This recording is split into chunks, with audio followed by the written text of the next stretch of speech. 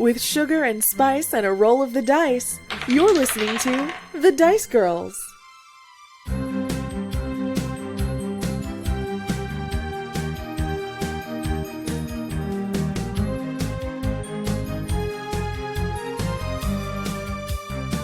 Can I? No. No.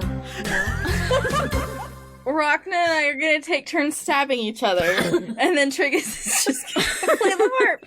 Okay, and break.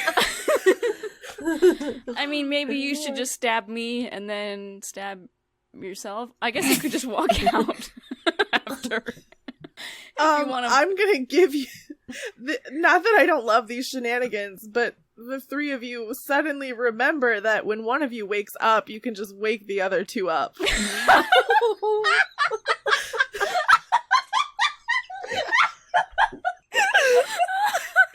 That would be easier. That would. Okay, Triggus, go. Okay. Okay, here I go. Are you playing the harp? Yes. Roll me a wisdom saving throw. -1. 11. You take 8 damage. Okay. 8 psychic damage. Okay. Keep I'll playing. play it again. Yep. Play it again. Wisdom saving throw. 15. Oh, hey, nothing happens and you play the harp.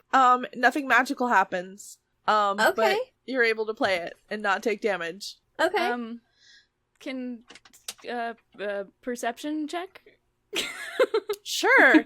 Sure. Or like maybe let's make this an investigation maybe. Yeah. Yeah. Yeah, I think we're all Are really you- confused that it didn't hurt him. Yeah.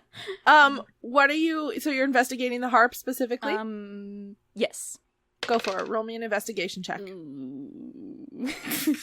Oh, at least I've got a +2, so that's an 8. Nice, nice. Kai, are you also investigating the harp? I roll 21. What's 16 plus 6? Oh, look at you over here with the 22. big numbers. 22. 22. Wow. That's amazing. So All right, casual, just like, what's 16 plus 6? I don't know what to do with these wonderful numbers. I really couldn't add it in my head. This number is too big.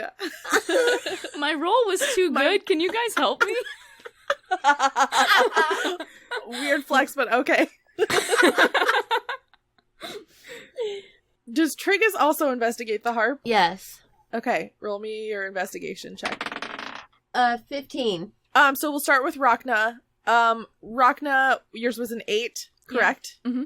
Upon your investigation of the harp, you get the feeling that the items that you have, or at least the harp, does have magical abilities, but that those magical abilities are only revealed to someone after the harp basically deems them worthy. Oh. Triggus, for your 15, you get that feeling as well, that the harp will it will reveal its magical properties to you only after it deems you worthy. You get the feeling, a vague feeling, that if you studied it more, it might be more inclined to kind of reveal its secrets to you. Okay. And then Kai, you get those 2 previous pieces of information, and you also are able to kind of take that knowledge and apply it to the other 2 items. You realize by studying it that you get the word attunement, and you know that these magical items need to be attuned to the person who is using them before they're able to be used properly. And it applies to all 3 of your magical items. Okay, I want to play the harp with the dagger.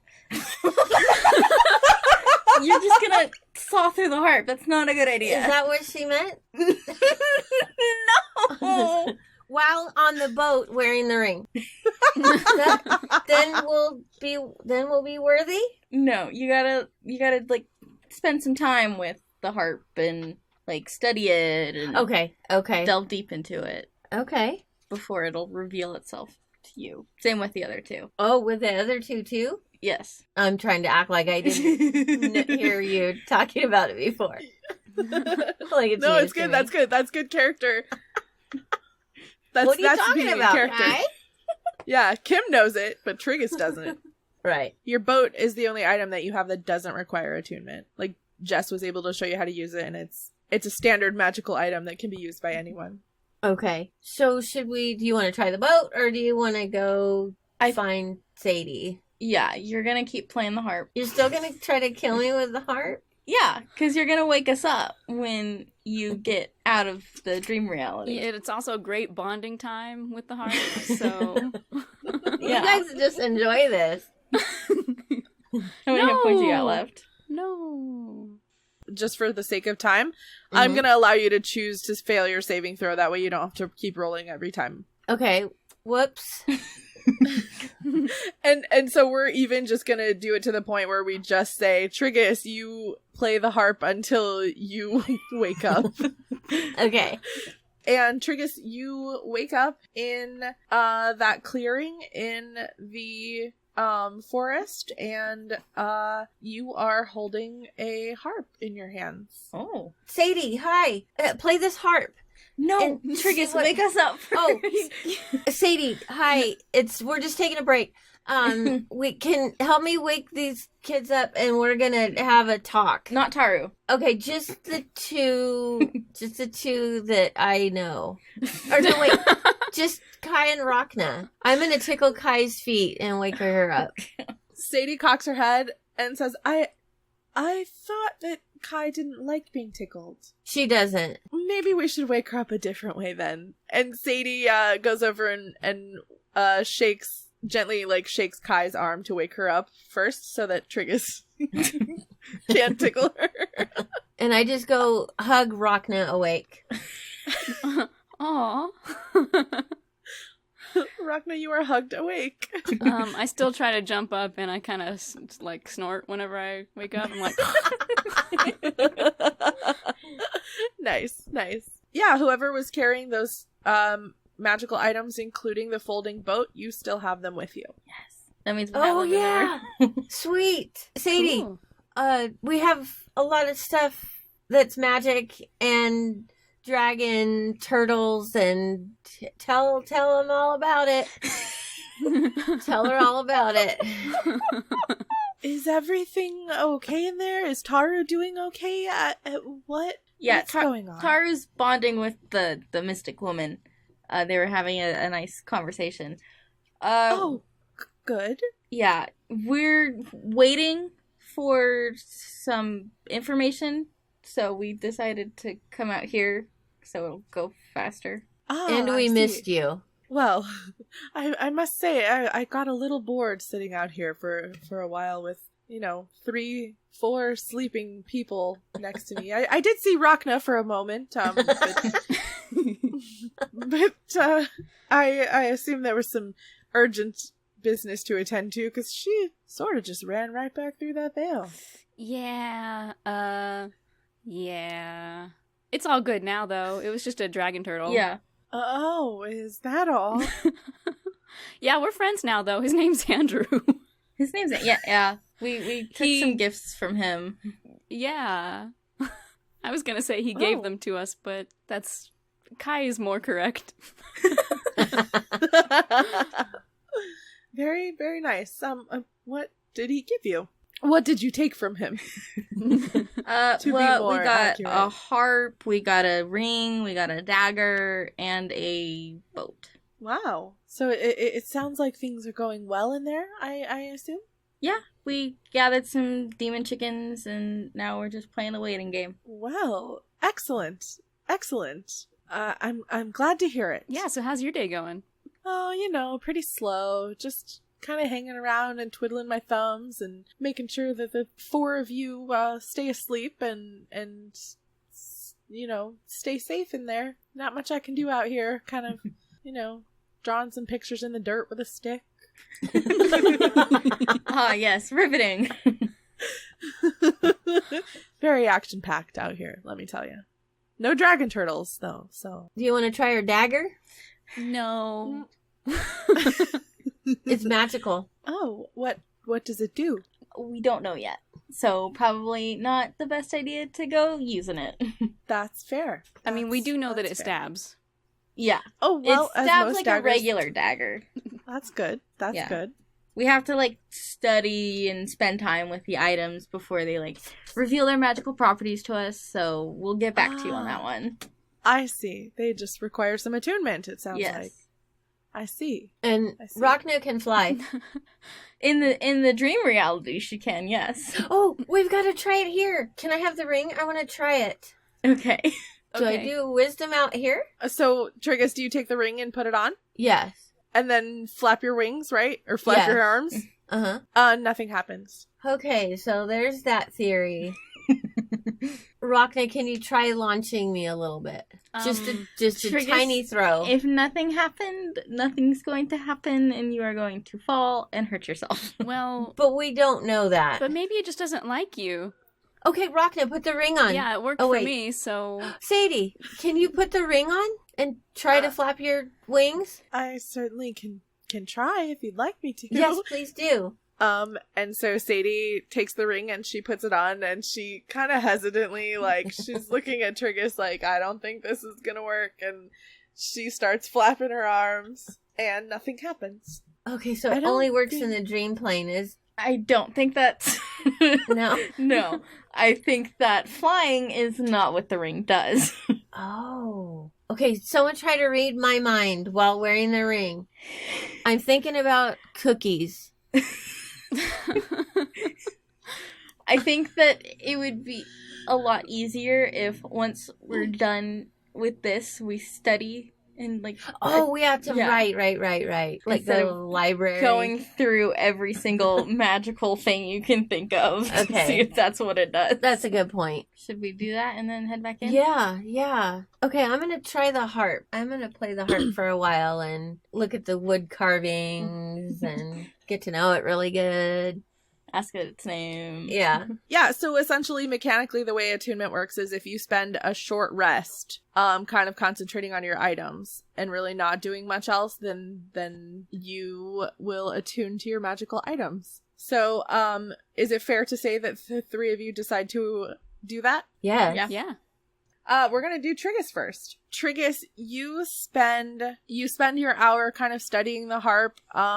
After your hour of really just studying this harp, you come to kind of learn abilities that it has.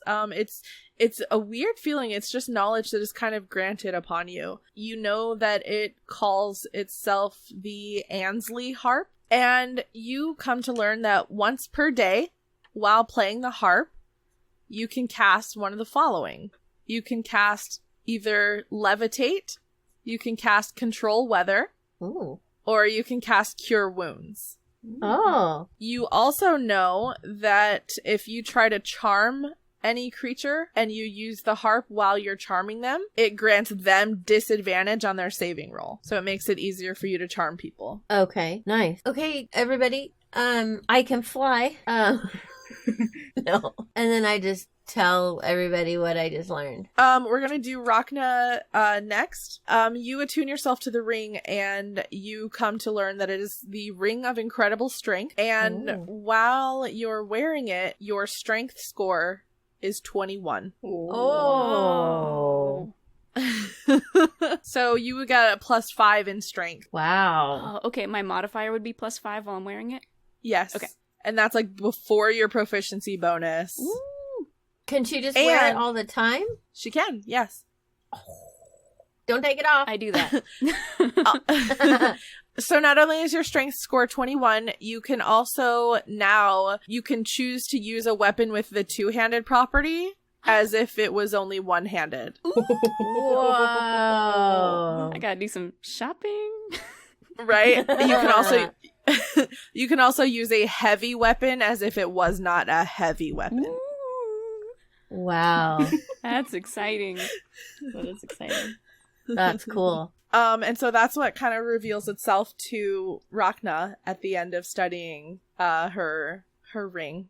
And Kai, so the other two items, when their owners have attuned to them, they've kind of gained this knowledge to themselves that what their items are called and what they can do. That also happens for you, but when you attune to your item, everyone sees what happens. Oh.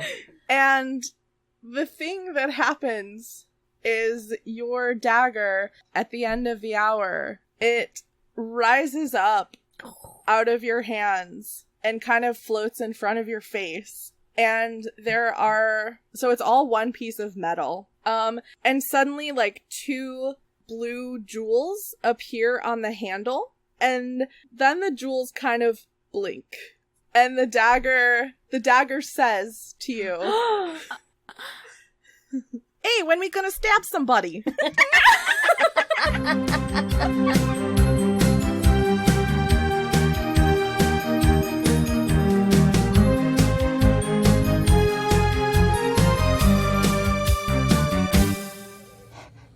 Oh, greetings there, travellers.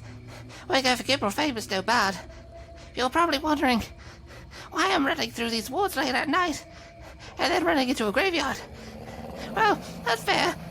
It's, you see, I'm trying to tell a story about a bunch of heroes fighting against a bunch of creatures from the far realms, and Durham Hi-Fi are bringing a bunch of weird outer gods in, and gods on our side dying, and the Forgotten Realms being consumed, but it would seem that a lot of people don't want this story told, and I'm honestly not sure why, so I'm on the run. They've burned down the inn, so, you know, I've got to build a new one. Join us at battleofthesevendice.com to hear this tale. Gotta run! Hey Dicelings, it's Becca, your Dice Girls DM, and we super hope you're enjoying episode 73 of the Dice Girls. Thank you for listening. Thank you for tweeting at us. Thank you for supporting us. Thank you for everything. Our exciting news this week is that we have released our first bonus episode ever on Patreon. It's available to all levels of our Patreon supporters from $1 all the way up. So if that's something that you would like to give a listen to, it was an absolute hoot. If I had to give it a title, it would be Adventures in Wimble Sitting. So that is there on our Patreon. It's patreon.com/thedicegirls. If you'd like to listen to that and other bonus episodes, because we plan on continuing them. We've got our second one already recorded, and we plan on releasing it sometime during this month, the month of December. So that's a new and exciting thing that's going on over on our Patreon page. And, if you want to check it out, go check it out. And thank you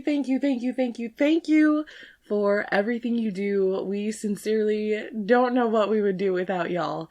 So thank you. And we'll see you again in a couple weeks.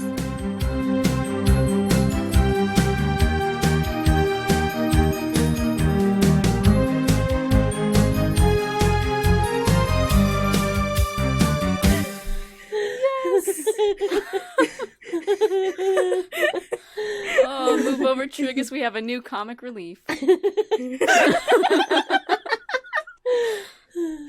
That's fantastic. Your knife talks. I don't know when we're gonna stab somebody. How about now? Is now a good time for stabbing? There's really nobody around to stab.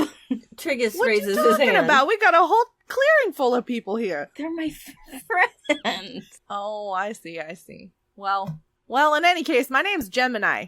It's nice to meet you.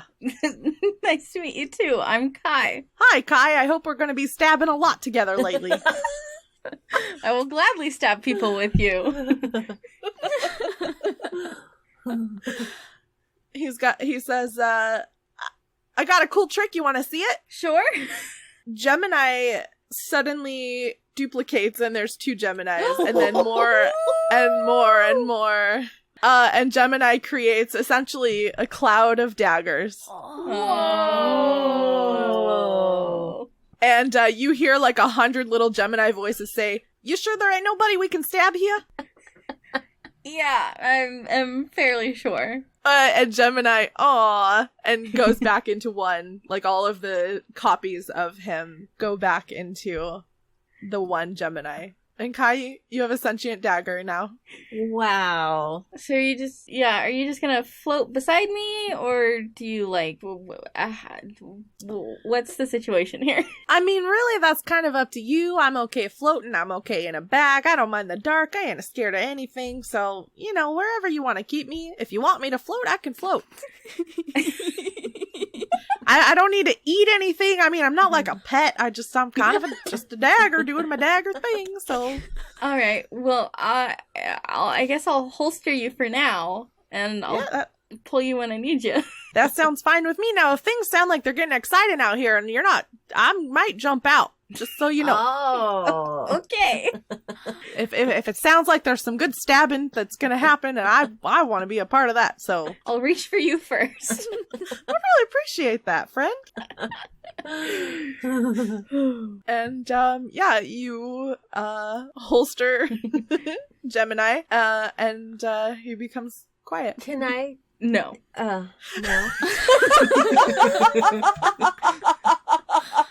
Just no. I'll let you talk to him sometimes. Okay. Triggus. Okay, you knew that I didn't want to stab anybody. I just instantly want to talk to him. You just I'll want a next friend. time we make camp, I'll Okay. let you have a nice long conversation with him. Okay. Are you guys tired yet? I think we got stuff to do, Triggus. Okay. Should we go back in? Yes, I'm Yeah. ready. Let's go tell everybody the great news. All right. The Sadie kind of she was greatly amused by Gemini. And she's kind of nodding like, yeah, it's probably time to go back in. And so she was drawing another picture in the dirt with a stick and humming and singing to herself a little. And she just says, yeah, I'll move you out of the way however I can, and just be safe in there. I'm glad you've got these new items. I'm glad you spent a moment to get acquainted with them, and it sounds like they're going to be very helpful to you. Good luck in there. Thank you. We'll see you soon with all kinds of magical answers. I look forward to it. And then we back away slowly into the veil. Yes. Nice. And Nice. fall awkwardly. Yeah, of course. Yeah, you find yourself outside of Jess's cottage again, and there are not very many chickens left. At this point, I want to say it's probably early evening, and the sun is starting to set. Because time does pass so differently, your effects have worn off. Rhakna, you no longer feel super jumpy. Kai, you can't breathe underwater anymore, and Triggus, you don't feel super fast any longer. Okay.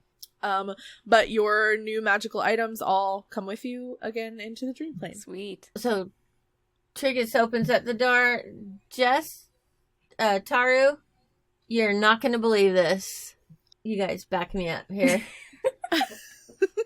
Tell her what happened. Tell them what happened. We were attuned to our magic items. Figured out what they did. Oh, she already knew that, didn't she? Okay. Jess smiles knowingly and nods, and Taru smiles and nods as well, and you can tell Jess has filled him in on having to attune to your items. And Jess says, "Oh, well, so you've met Gemini. Yep. I believe he's going to be a wonderful companion for you." It's going to be very interesting. Are you saying that you knew each other? I have met Gemini before. Yes.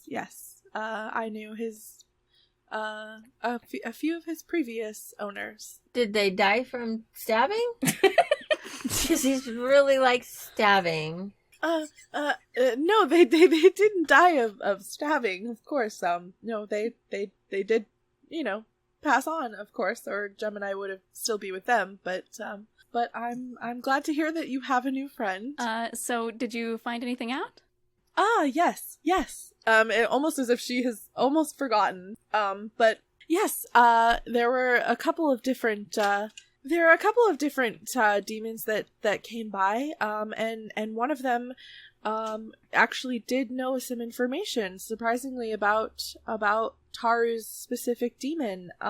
He is actually someone I've heard of. He's been in the nightmare or in the dream plane for a while, and he's a little power hungry, which I guess it doesn't surprise me that somehow he became intertwined with Taru's connection. And I think Shadow was the name of the name of the. Okay, was that his real name or was he lying? Because I met a Shadow and he seemed like he was lying about his name being Shadow. I mean, they all kind of consider themselves Shadow. They don't really have real names, as you would say. They tend to view themselves as working together more as a whole. So that's gonna make finding him a little more difficult if they all think their name is Shadow. well, actually, the demon who came by was named Shadow. The specific demon that Tara needs to battle is named Brock the Vrock. Roth the Roth? The Vrock. He's a Vrock. Sweet. I'm sorry. What's a Vrock? Oh dear. A Vrock is, well, he's a type of shadow demon. He kind of has a bird-like appearance. He's got the large, shadowy wings, but he also has a long beak. He's kind of a nasty fella. She says, Shadow said he was happy to come back in the morning and escort you towards the cave where Brock the Vrock kind of has been hanging out lately. He doesn't want to actually help with the battle. They're kind of taking sides. Half of them are, with Brock, who's, I guess, trying to wage war on the material plane. But, some of the shadows are with him and some of them are against him. And the guy Shadow who's going to be escorting you tomorrow, he kind of wants to stay out of it all. He's happy to escort you to Brock, but he won't be helping you in your actual fight against him. Okay. And you believe this Shadow is trustworthy? I mean, we've just had some bad experiences. I totally understand. Yes, I believe as long as you're respectful to him and his plane of existence, he will have no problems. So, Triggus, keep mouth shut, please. Oh no, I'm usually the ambassador of our party. You are usually the unintentional insulter of our party, so... Kai, you feel like some movement on your holster, and Gemini kind of flies out, and he says, "Hey, it sounds like there might be some stabbing going on soon. Can we stab?" Yep, tomorrow morning, afternoon, sometime around there. Yeah. Sweet! We're gonna be stabbing some shadows. Can't wait, I'm gonna dream about it all night. You sleep? It's kind of complicated. It's more I go into a state of non-sentience for a minute. Oh. Sure, let's call it that. And he goes back into your holster. Oh, so you mentioned in character, I think, that that all the shadows, I mean, is it like a hive mind? I guess I'm trying to ask if this shadow will remember us from our encounter with the other shadow, because there's a little bit of bad blood.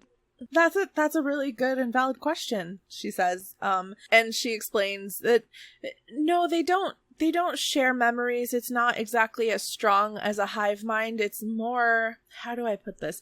It's more of a voluntary surrendering of self to the idea of being one. Wow. Becca, that's beautiful. Rhakna nods and says okay, and her eyes are big like she doesn't understand.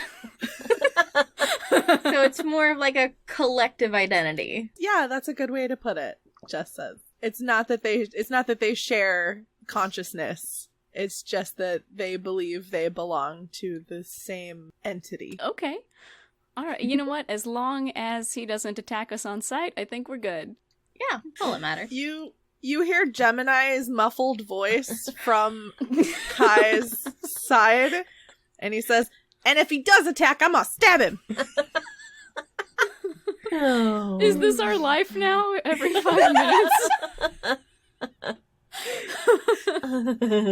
I hope so. I'm not saying yes, but yes.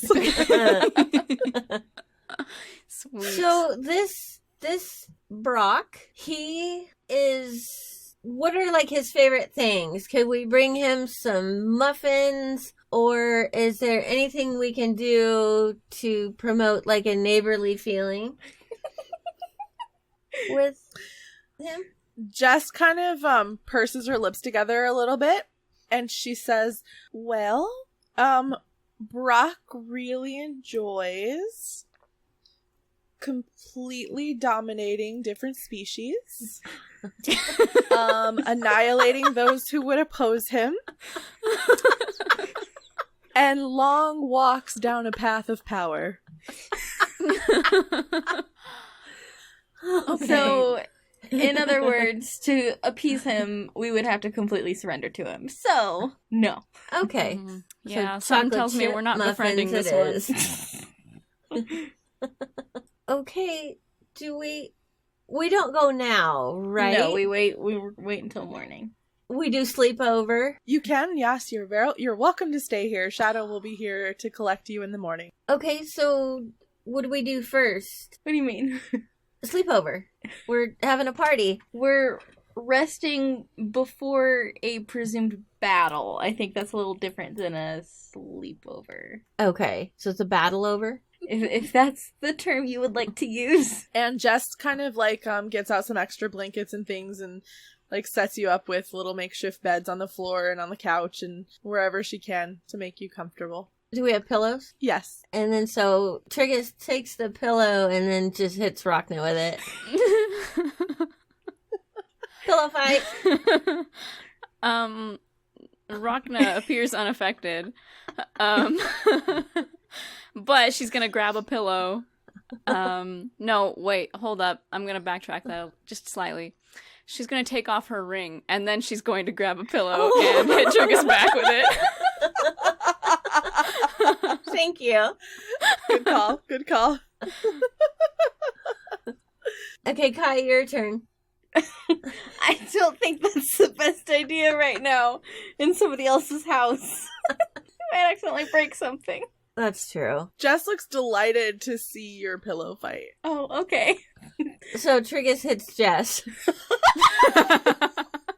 Jess looks like momentarily stunned, but then she totally joins in on the fun and grabs a pillow of her own. She like runs to her bedroom and comes back with like a big pillow. And she just kind of like, from her actions, you get the feeling that she's never been in a pillow fight before. Aww. Because she's kind of just swinging it around. Not necessarily trying to hit anybody. And then Triggus realizes it, so he just walks into it. And she goes, "Oh, I'm sorry, I got you." That's okay. That's how this game works. That's the point. Yeah. Oh. And then she hits you really hard with one. This is the most don't take any wholesome damage. pillow fight. Let's get Taru. So Triggus hits Taru. Tara kind of like laughs and he's not quite joining in. He's just sitting on the couch kind of chilling and watching the whole thing. But he does kind of laugh at you when you hit him with a pillow. Rhakna hits Kai. Nice. What does Kai do? Kai just like chucks a pillow at Rhakna. Yeah, you have to throw it to hit me.